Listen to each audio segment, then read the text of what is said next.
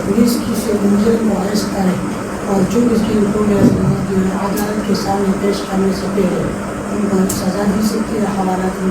Police किसी को सज़ा नहीं दे सकती। जो 3rd डिग्री कामन, मेरे ख्याल में आप वो पूछना चाह रहे हैं, मारपीट जो है पुलिस करती है वो कानूनी तौर पर जायज़ नहीं है। मुजरम या मुल्ज़म जो गिरफ़्तार शुदा है उसके भी राइट्स हैं कि आप उसके खाने पीने का इंतज़ाम करेंगे, उसके रहाइश का अच्छा इंतज़ाम करेंगे। अभी इस जो इस्लामाबाद ये एक पॉश एरिया है, इस पर आप देखेंगे कि जो इनकी जो हवालात है वहाँ पर भी कारपेट्स बिछे हुए हैं। सर्दियों में तलाई वगैरह, रज़ाई वगैरह ये पुलिस का फ़र्ज़ है वो देगी। बाज़ औक़ात कहीं वो ये हो सकता है कि मैली हों या गंदी हों, मजबूरन वो फिर उनको इस्तेमाल करना पड़ता है, रीयूज़ होती हैं। और खाना भी 3 टाइम आपको पुलिस देगी। तो पुलिस को फ़ंड्स दिया जाता है कि आपने जो मुल्ज़मान हैं आपके पास ज़ेर हिरासत हैं उनके लिए ये आपका वो बिल बना कर देंगे, आपको वो अदायगी होगी उस ऑफ़िसर की को जिसने उनको खाना खिलाया होगा। अलबिया ये है कि मुकम्मल तौर पर इस पर अमल दरामद नहीं होता। अब मैं उधर रहा हूँ तो वहाँ पर करप्शन को हर मुमकिन कोशिश की है मैंने रोकने की, इस बिना पर कि भी कई बाज़ औक़ात पुलिस ऑफिसर्स को लाहौर में कोई पार्सल जमा करवाने के लिए जाना पड़ता है।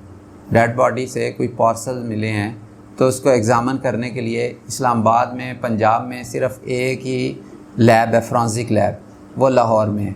उधर जाने आने के अखराजात हैं, फ़ौरी तौर पर उनको नहीं मिलते हैं, वो ख़ुद से ये अखराजात करते हैं। फिर आकर उसके बाद जब कोई वो चालान सबमिट होता है कोर्ट में तो उसकी वो इन्वेस्टिगेशन चार्जेस जो हैं, बिल हैं, वो साथ सबमिट होते हैं। उसके बाद उनको वो अदायगी होती है। तो जब अगर वो अदायगियाँ अभी इस साल से हो रही हैं, उससे पहले ये थोड़ा सा प्रोसेस भी होता था लेकिन मुश्किल था। अभी हर थाने को मुख्तस किए गए हैं फ़ंड्स। इस इन्वेस्टिगेशन फ़ंड में 11 लाख रुपया इस साल हर थाने को दिया गया था। तो उस बेस पर ये एक बड़ा अच्छा इनिशिएटिव है कि भी पब्लिक से जो करप्शन के पैसे लेते थे उसकी ये रोकथाम का एक बेहतरीन एक तरीका है। तो अभी इसी पर ही अमल हो रहा है, लेकिन फिर भी कुछ एलिमेंट्स ऐसे हैं जो बाज नहीं आते हैं। कोशिश है अफसरान की भी। तो अभी इस तरह भी होता है कि अभी अब अफसरान ऐसे ऑफिसर्स को ढूंढते हैं कि जो करप्शन नहीं करता है।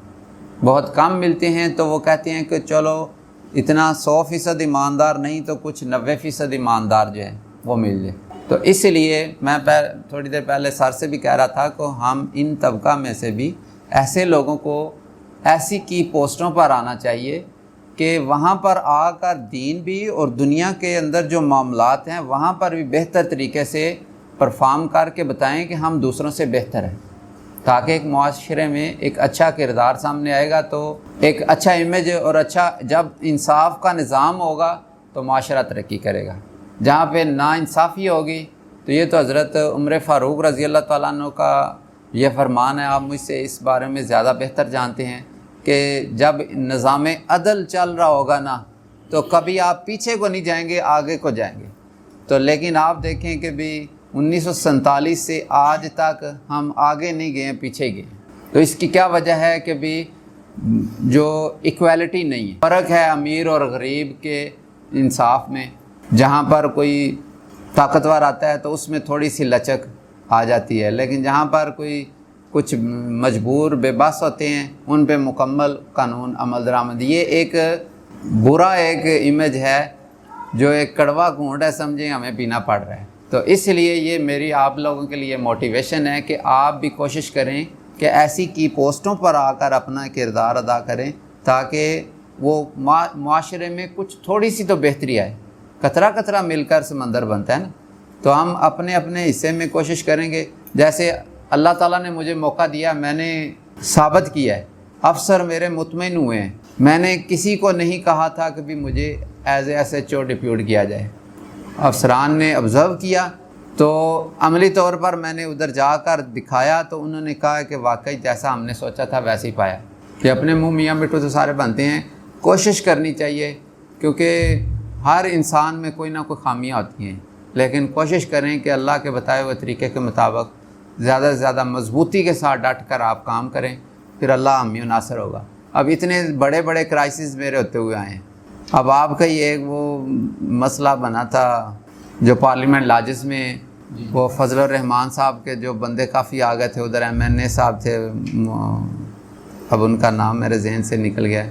وہ بڑے خفا ہوئے مجھ سے کہ بھی آپ نے ہمیں کیوں پکڑا ہے، بلکہ وہ کہہ رہے تھے مجھے بھی پکڑ کے لے کے جاؤ. MNA تھے تو ہم نے کہا آپ کو ایگزمپشن ہے، آپ کو نہیں پکڑتے. ان کو پھر ہم نے کسی طریقے پارے چھوڑ کر دو، ملزمان کو جو آئے تھے جنہوں نے وائلیشن کی تھی ان کو پکڑا، پھر ان کی وہ کورٹ نے بیل لے لی. تو اسی طرح اور معاملات ہیں. لیکن میں نے کوشش کی ہے کہ بھی فیئر اور ٹرانسپیرنٹ رہتے ہوئے جو وائلیشن کرے اس کو اسپیئر نہ کریں، بھلے وہ MNA ہی ہے.